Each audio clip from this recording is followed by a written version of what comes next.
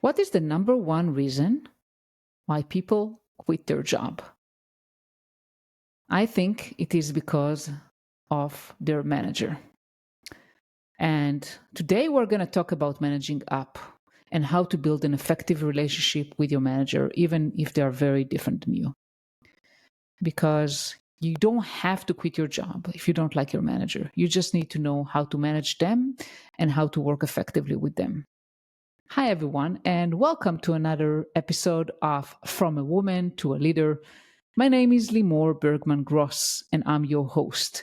And today I have the pleasure having leadership expert Daria Rudnik. Daria spent over 15 years coaching leaders and helping teams thrive, even through tough transformations.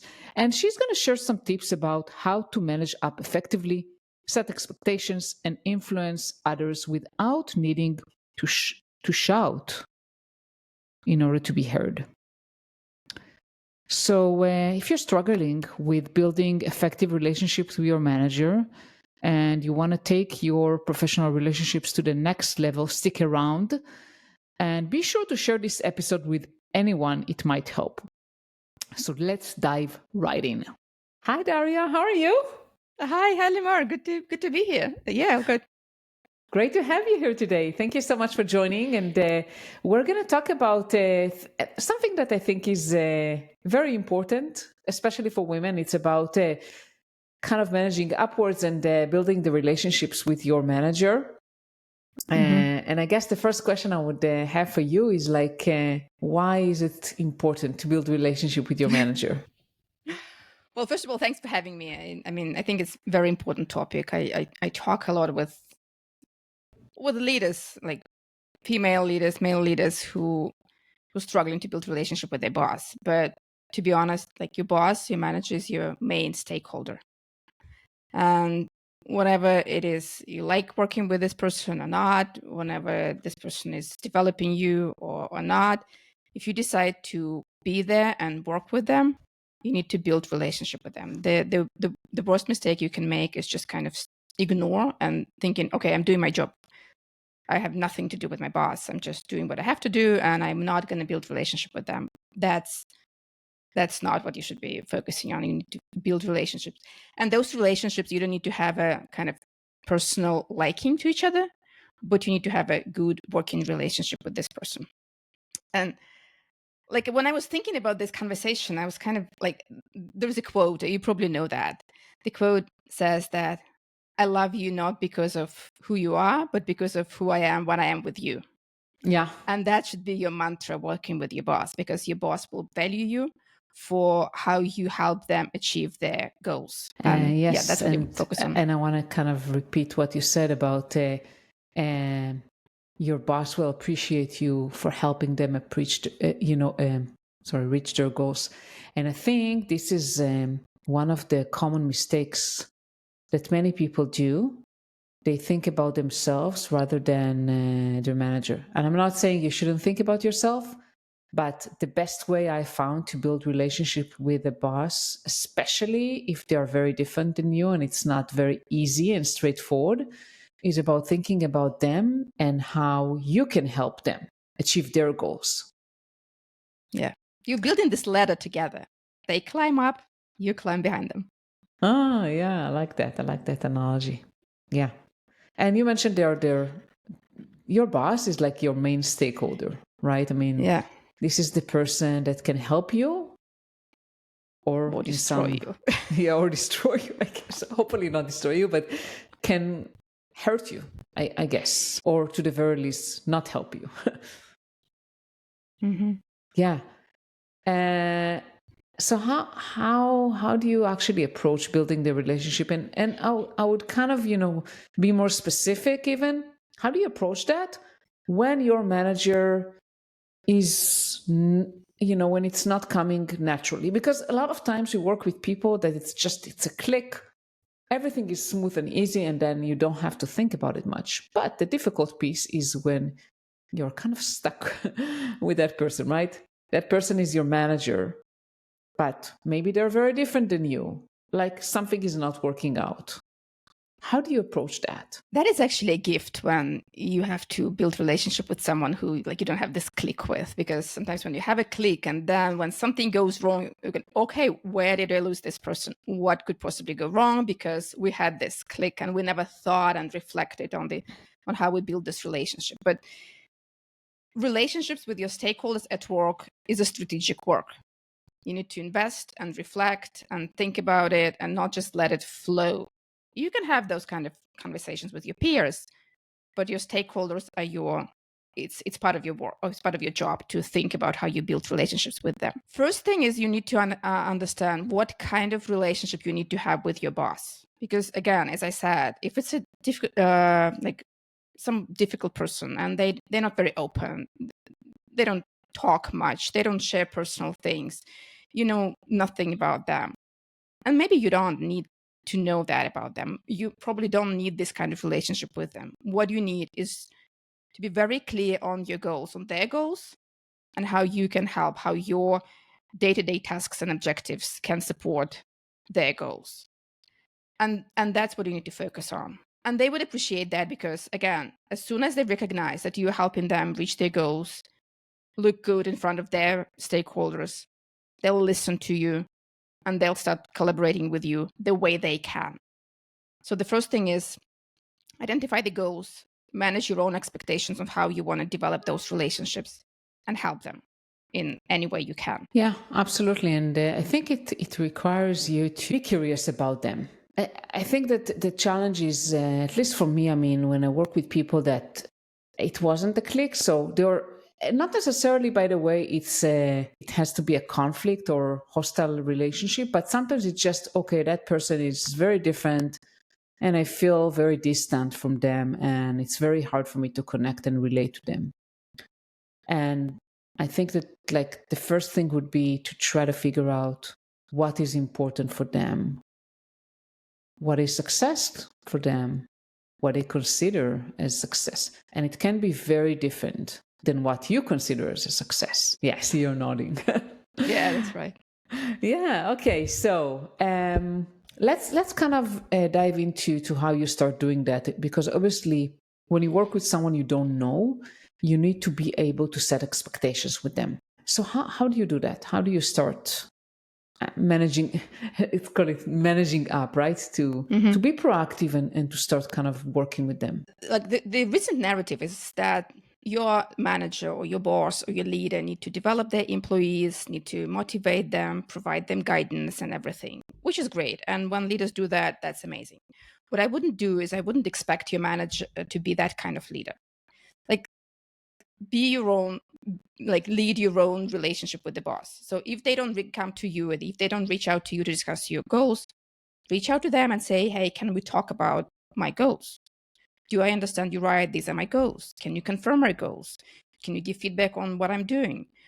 And try to make it a regular conversation. If they ask why you need that, explain why you need that, because you want them to succeed. You want the organization to succeed. You want the team to be happy about you. You want to like build good relationship with everyone. And initiate those conversations. Initiate those one-to-ones if your manager doesn't do that. Initiate reflection sessions. Regularly ask for feedback, request this feedback from your manager the way they prefer to do it. If they like talking on the phone, call them. If they like emails, send them messages, send them emails. If you like, if they like, I don't know, one-to-one offline conversations, do that. I want to share my personal story. Yeah, please so do. I had a very, very, very difficult boss. He was a CEO of a company. He was a new CEO.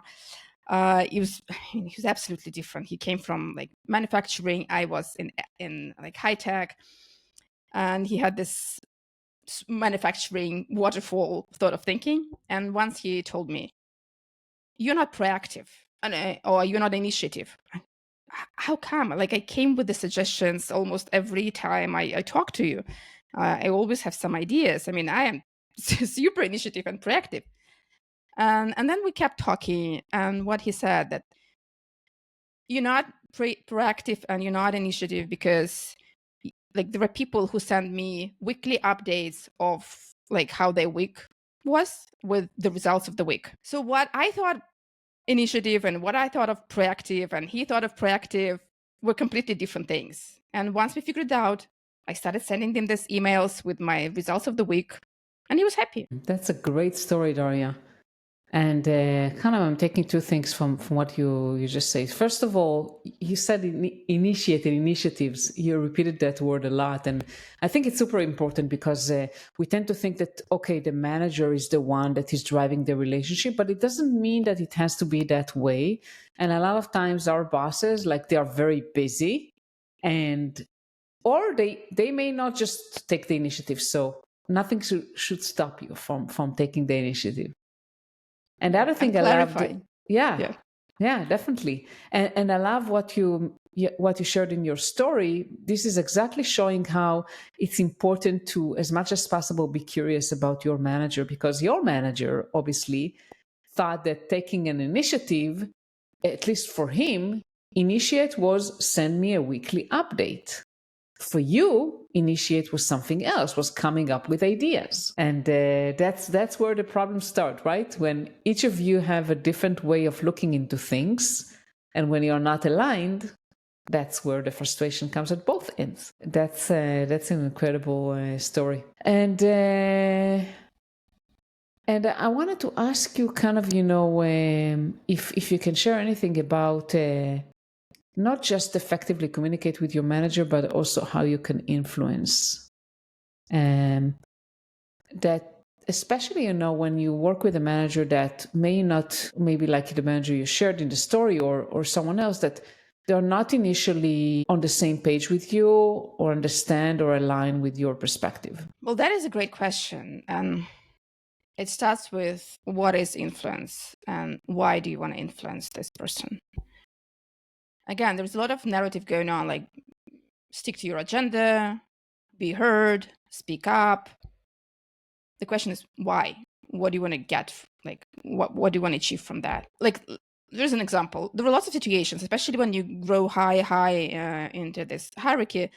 At some point, you might have a boss who has no idea what you're doing, who doesn't understand your subject because you are the top expert in the organization in this area. And they might give some suggestions that you might think are stupid or irrelevant or risky or whatever you think. So what you need to do is, kind of educate them, explaining the things, not arguing, not like showing them how wrong they are, but kind of trying to explain your way of thinking, and then show them the risks. So whenever your boss says something and you disagree with it, don't just say, no, I disagree. That's we don't do that. That's the wrong way of doing things. First of all, be curious again, be curious. Yeah. Why they came up with this decision. So there is some thinking behind that. Be curious about that thinking. When you know that, identify the risks of their decision. Like, here are some risks that I see from my experience, and ask them whether they see those risks as high risks or they can live with those and that's not a problem. And then provide some suggestions. And that's it.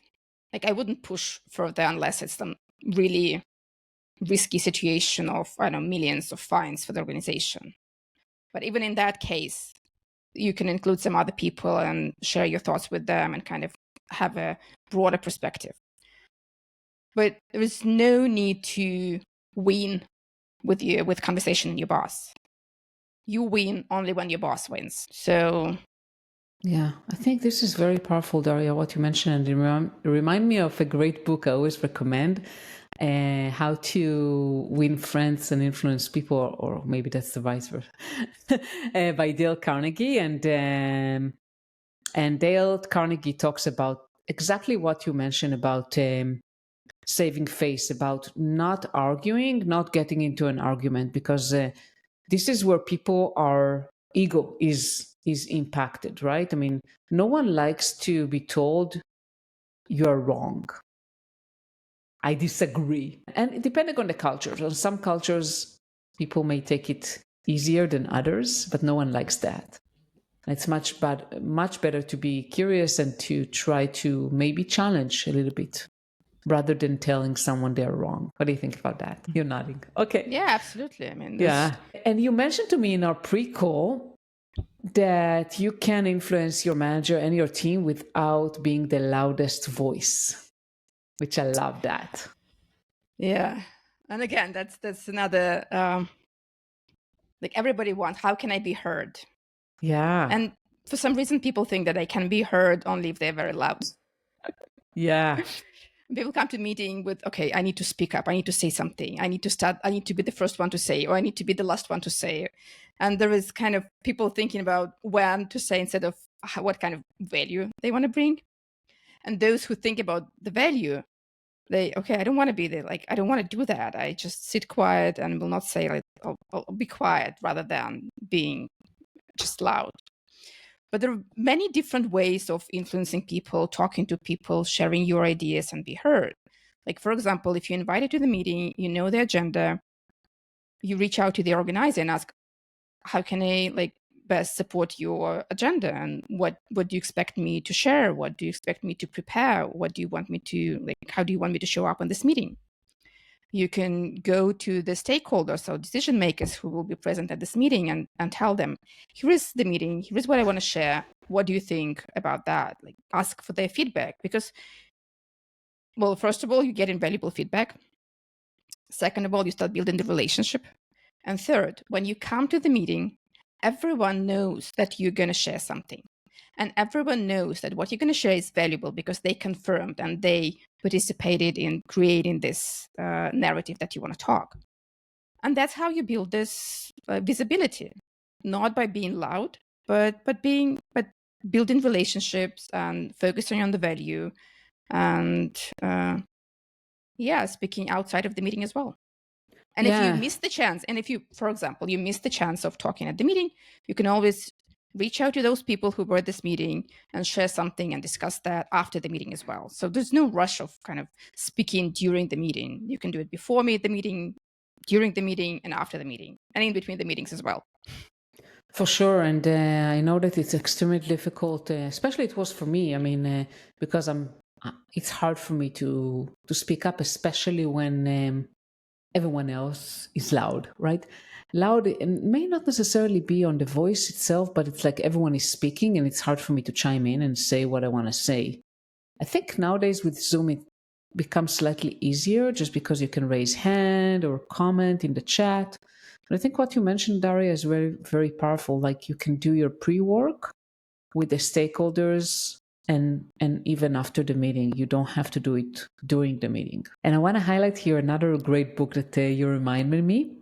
I don't know if you heard of Robert Cialdini. He wrote the book Influence, which is like a bestseller. But he also wrote another book called Persuasion, and it talks a lot of what you mentioned about you can actually influence people before you even had the conversation with them. So I recommend that book. Just thought about that. And you mentioned like the agenda. And I want to go back to your manager, right? How do you influence the agenda? How do you drive the agenda with your manager when you're meeting with them one-to-one? Oh, that's tough. Well, the managers I worked with were very high-level thinkers. Uh-huh. And what I needed from them is like kind of really specific feedback on some of the activities that we're doing. And whenever we started this conversation, they kind of went to the clouds, thinking big, thinking broad. And my job was to kind of narrow them down and focus them on the questions that I had. So again, know your boss. Like, for example, the boss that I had, the CEO, I knew that if I need to talk specifically about something where I needed his thinking process, it's got to be an offline meeting. Like, no way. Even COVID, no matter what, it has to be an offline meeting, one-to-one. Because then he can focus on what I'm saying and can think with me. If there was just genuine update and I needed his yes or no, then it could be an online meeting. And I always kept the focus, what is my goal? What do I want to get from that meeting? And if I didn't get that, I sent an email update. Here's what we discussed. Here is another thing. So he can either reply to me in email or we schedule another meeting. So the main thing is keep your focus.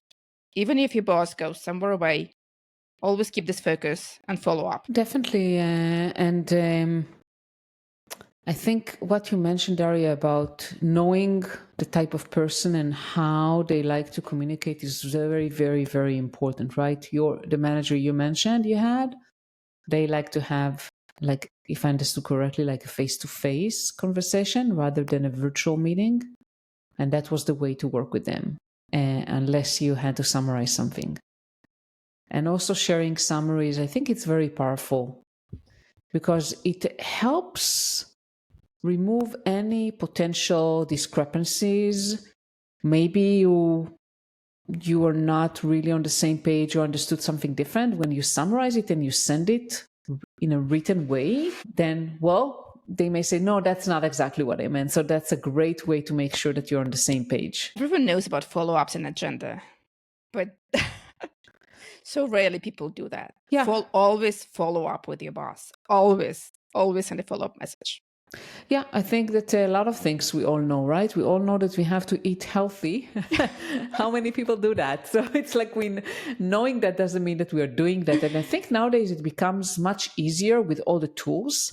So assuming you're meeting virtually, just use whatever tool you like to automatically summarize the meetings. And then you can take the AI summary and then modify it. So it saves you tons of time. I think there are tools, so utilize tools. You don't have to write everything yourself, for sure. Yeah. And one strategy I like to do with handling agendas and stuff like that is to have a shared document where we both kind of write the agenda items so we can be prepared. It doesn't work with everyone because some people really are not very structured and don't like processes, but with some that are more structured, I found that to be very helpful. When you, and not just with your manager, by the way, also with people that you manage or peers, they have to be thoughtful about the agenda before you kind of train them to, okay, before meeting with me, there is a document. If you have something you want to share or talk about, put it into the agenda. I'll do the same. It kind of helps, I think. Yeah, what are your thoughts? Sure. Have you used that? I mean, yeah. I rarely use like collaborative agenda. I usually state my points and then send them out. And if you want to add something, just give it back to me and I'll update the agenda. I mean, if we implement this no agenda, no meeting rule, our life would be so much easier. Yeah. But I know it's hard. Yeah. What else we didn't talk about? I think we didn't talk about handling major transformations and projects. And how do you kind of handle that? How did you manage up during a major transformation or project to make sure it's successful? I have a story for that.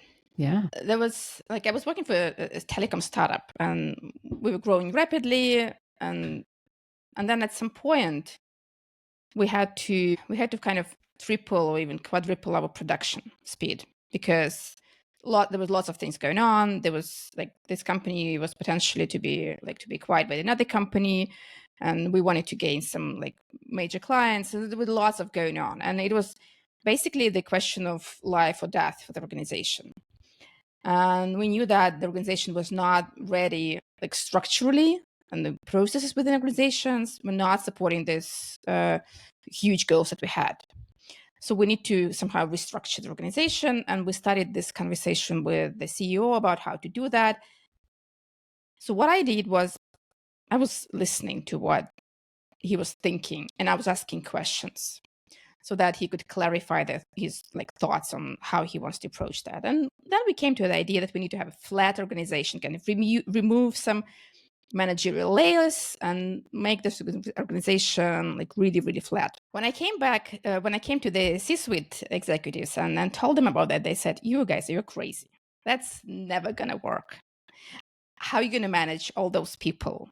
How can you manage those operations? Well, we're not supporting that. If we're not supporting that, you cannot do that." So what we did, it was lots of conversations, one-to-one, and in the team, in the C-suite team, and C-suite plus CEO team, where we asked questions and we had a shared goal. We were all agreed that we need to change. What we didn't agree upon is how we need to change that.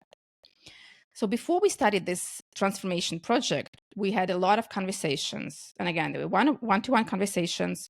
There were conversations between the managers and the conversations of the whole, like with the CEO. And all of those conversations were different based on the people present there. So when I had some one-to-one conversations, I was trying to understand what those people want, what they were afraid of, and how they can be secure in that their status, their power, their performance will stay the same or better. When we had all the C-suite conversations without the CEO, we kind of thought of the question that we have and want to ask to the CEO, and then we could have arguments there and kind of debates. But when we came to the CEO, it was never a debate. It was always like people supporting each other and asking questions, but there was never an argument. There was never a debate, because we wanted to be seen as a collaborative unit, and everyone wanted to be seen as they are providing value. And by creating this atmosphere of those discussions where we all provide value and ask questions and try to mitigate the risks, we could reach out. Came to the decision that we then executed, which was kind of make the organization more flat, but not that radical as we thought it would be. So, like, to sum it up, it was a lot of conversations, one-to-ones, C-suite, and C-suite plus CEO.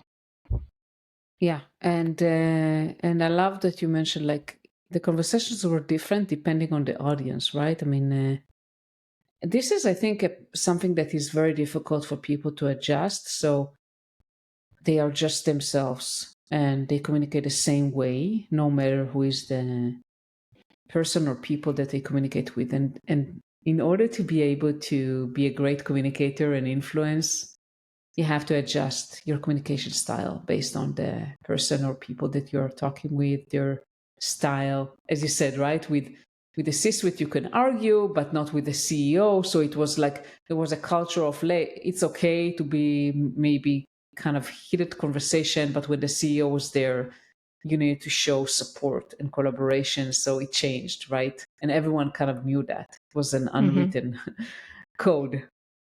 Yeah. Yeah. This is very powerful. And I wanted to ask you before we end our conversation today, is there anything else that you would like to share on that topic that maybe I didn't ask? I think, again, coming back to like what we started with, is there was a lot about being visible. There's a lot about being heard. There's a lot about leading and speaking up and being assertive. But I think there's not enough kind of call to being more supportive and listening to your boss and listening to your peers and collaborating. Because I think like one person, however great leader they are, they cannot transform organization. They cannot like create major change. They cannot innovate. Only collaborative teams can do that. And I truly believe that the era of heroic leadership is gone, and now is the time for empowered teams. But you need to learn how to be part of a team, not a leader, but a good follower and a good team player. For sure. And this is very powerful. And I think that personally, I talk a lot about it. I think two skills that are really important are empathy and active listening.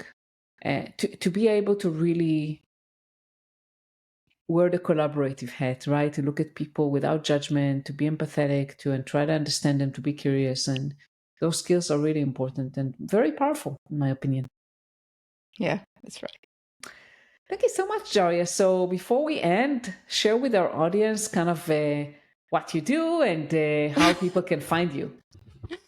Well, thanks. It was a very interesting conversation. So what I do basically, I work with leaders as a leadership coach and with teams as team coach and team architect, helping teams be more effective and engaged when they work together. And like from my experience, teams can be 2 and 3 times as productive as they used to be when they have like really great teamwork. And you can find me on LinkedIn or my website, which is dariarudnik.com. Perfect. I will share your LinkedIn and website. Thank you so much, Daria, for being here today. It was wonderful speaking with you. Yeah, thanks for having me. Thank you so much for listening to the episode with Daria. Before you go, stick a little bit just to hear about next week's episode. Before we do that, I want to ask you, have you ever felt completely stuck in a conversation? So trying to influence or trying to persuade someone, and you just cannot get through that other person. I've been there for a long time. I struggle to influence other people, especially people that were difficult or very, very different than me. And it took me some time to realize that it was because I was too focused on my own perspective, and I wasn't taking the time to truly understand theirs. And it turns out that curiosity was the missing piece. And that's why I'm so excited to share with you that next week I'm speaking with Julie Pham. And Julie is a TEDx speaker, and she's the founder of Curiosity Based. And Julie explains how we can make curiosity a powerful tool. And that can help us tackle difficult conversations and build stronger relationships. And I think this is one of the top skills that is so much needed today. So I want to encourage you to don't miss that conversation next week. Subscribe to my podcast to never miss an episode, and tune into next week to discover how curiosity can unlock new ways to connect and influence. Thank you so much for listening and being with me here today. I hope you enjoyed the episode, and I want to wish you a wonderful day.